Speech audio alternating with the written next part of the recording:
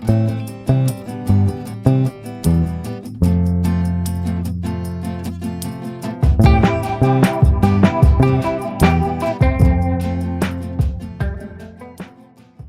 everyone, and welcome to episode 1 of the Horsemanship Unlocked Education Series. For those of you who don't know me, I'm Veronica, and I own Horsemanship Unlocked, an equestrian arts and education company. I'm a trainer, instructor, a clinician, and a former circus equestrian performer. I also studied animal behavior and psychology in school. Before we start talking about training, groundwork, and horse behavior, I want to take a moment and talk about why this project exists. During our learning, most of us got instruction on how to do things. Apply pressure here, move the horse this way. But a lot of the instruction we got was missing the why. Why does a horse respond this way? What is a horse actually learning in this moment? And how do we know if something is truly working from the horse's perspective? That curiosity is what led me to this project. This series is really a continuation of the work I do in my clinics. Often at clinics, we focus on the practice, the physical techniques. But what I realize is that a lot of people don't need more techniques. They need to understand the theory behind the techniques. Because when you understand the theory, you develop a toolkit. Instead of needing someone there every single time something goes wrong, you can start to think like a trainer and problem solve for yourself. You can observe the horse, understand what learning process is going on, and begin to problem solve on your own. It's very much the teach a man to fish. The goal of this project is to help you build that understanding. Like many people and horses, my training has evolved over time. The deeper I went into horse behavior and learning theory, the more I became interested in grounding my techniques in observable evidence rather than on assumptions. Not because tradition is wrong, there's a lot of wisdom in traditional horsemanship, but because modern research gives us tools that previous generations just did not have access to. Researchers study things like behavioral indications of stress or relaxation, cortisol levels, heart rate. When we combine careful observation with that type of research, we begin to get a clearer picture of what the horse's perspective may be. One of the questions I often encourage people to ask is, why are we doing this? And ideally, we want an answer that goes beyond tradition or habit. For example, research has shown that when a horse is exposed to a very intense and overwhelming stimulus, what researchers may call flooding, they may stop moving. But psychological indicators, like measuring cortisol levels, will show us that the horse remains stressed. That tells us something important, because on the outside, it may appear as if the horse has resolved their stress. But on the inside, we can measure that that may not be the case. So the question becomes, what does true relaxation look like? What does true learning look like? And these are the exact questions that we will be addressing in these series. Something that's really important to me is that this project is not about proving anyone wrong. There are a lot of traditions and different perspectives and different training styles. This isn't about being right. This is about being better observers, to stay curious and to keep asking. What helps horses understand us more clearly? And what helps them feel safer and more confident while they're learning? When we ask those questions honestly, the horse becomes our teacher. Another part of this project that matters to me is transparency. Whenever I talk about research, I will include the scientific sources in the show notes so that you can go and explore them yourself. My hope is that this series doesn't just give you information. It encourages you to keep questioning and learning on your own.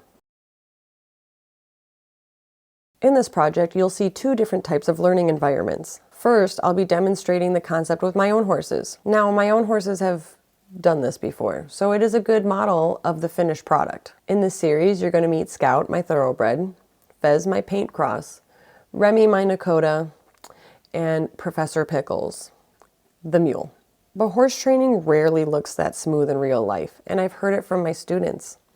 They struggle to learn from videos online because they just see a horse that's already learned it, and that's not realistic to the process between start and finish. So I'm incredibly grateful to have 2 volunteers that are willing to document and share their journey with their horses through this series. They've been willing to let the audience see the real process, the questions, the confusion, the small breakthroughs, and sometimes the setbacks.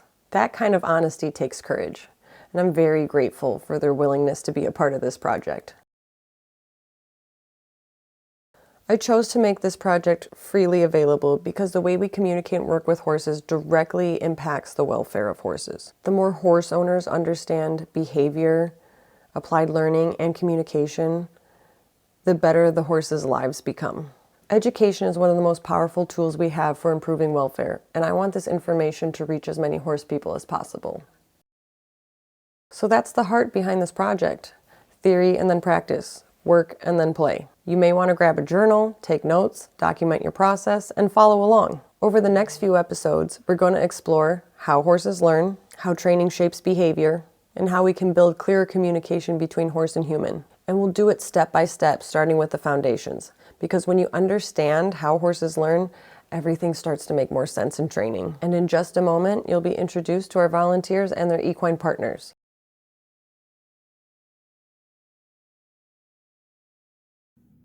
My name is Beatrice, and I run Chicago Rewilding Society, a nature sanctuary based in Chicago, in a neighborhood on the west side of Chicago. And we do equine assisted learning, youth development, violence prevention with animals. And we have goats and we have 2 horses, one full-sized horse named Egypt and one miniature horse named Clover. And those are the 2 horses that I'm going to go through the Horsemanship Unlocked program with.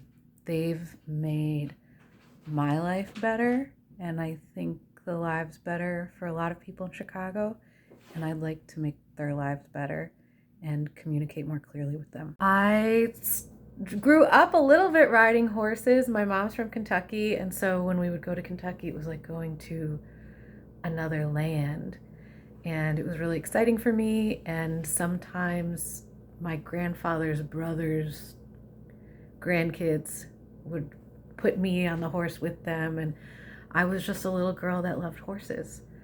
But I lived in Chicago, and so this is part of my interest in having horses in Chicago. I meet a lot of little kids that are, am I dreaming? I'm meeting a horse. There's a horse here, and they're already dressed in horse gear, like unicorn gear, and I was a kid like that. And then I started taking lessons when I was young. I took sporadic lessons in English style riding. When I was 18, I moved to Kentucky, and I had a work study at the horse barn. I was an agricultural major. I competed with the equestrian team. I lived at the university farm. And then I was like, oh, what am I doing? I competed hunt seat with the university team.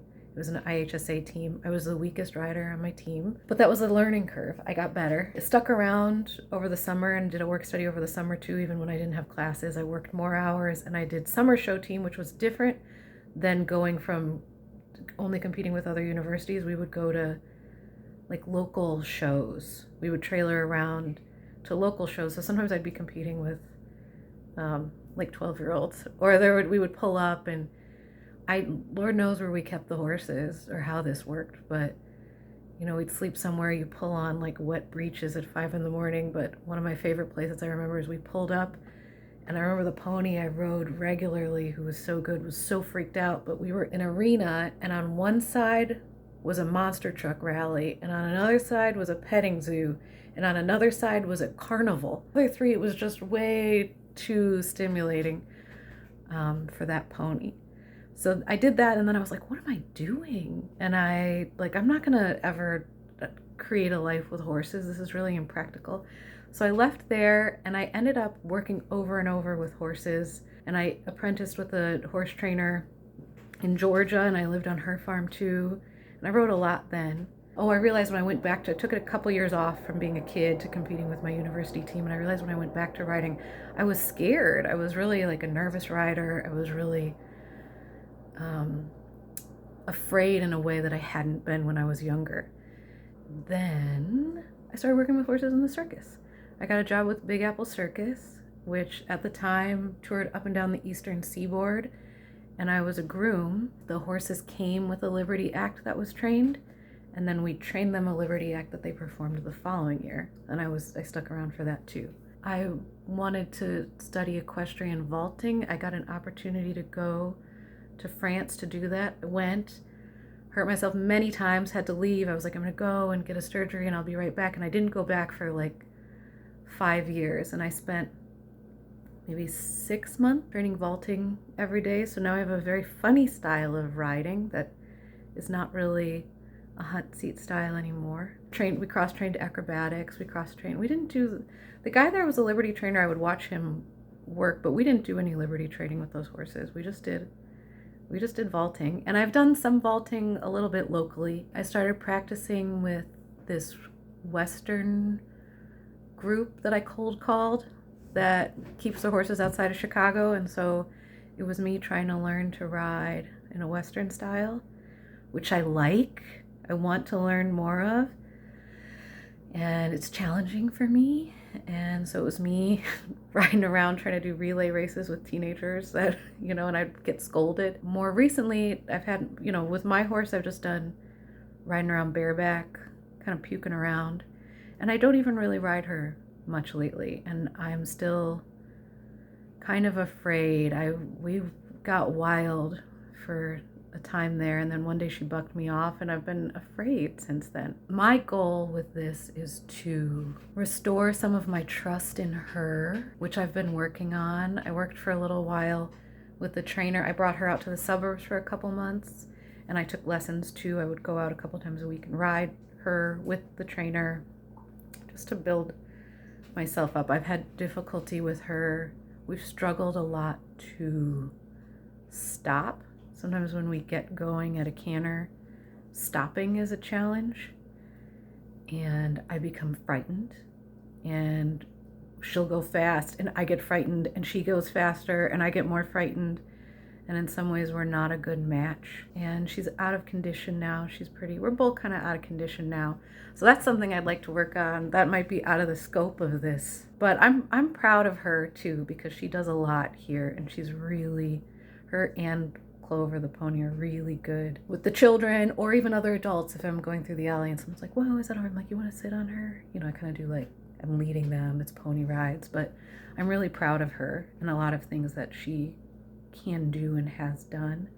But what I would like to get out of this is I would like to be more present when I'm interacting with her, more aware of what I'm doing and feeling confident. For a long time, I kind of felt like, oh, I don't know what I'm doing. I've worked, I'd always been kind of like the sidekick and the understudy and the person there, like the helper.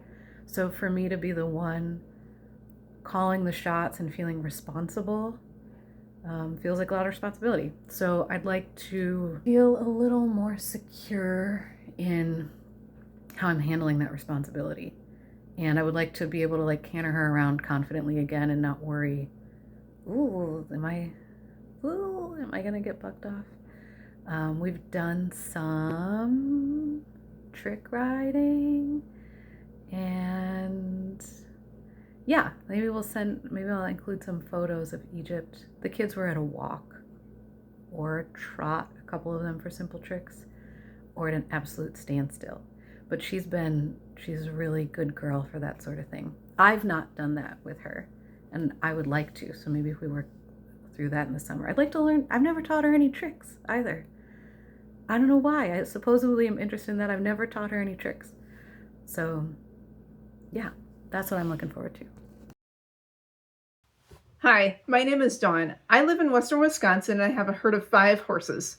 I will be taking 2 of these horses through Veronica's Horsemanship Unlocked training videos.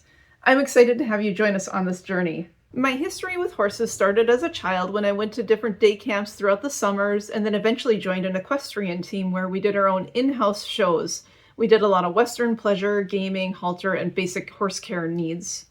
When I was 16, I bought my first horse, who was a 5-month-old Appaloosa Morgan Arabian filly. Although I had never had any professional instruction, I did train her myself, and she became quite the little versatile thing. We did bareback, Western, English, and even did some jumping. She lived until she was 25. After she passed, I started looking into rescuing horses, and since then I have rescued 4 different horses, all in their teenage years, coming from very different backgrounds, most of which are unknown.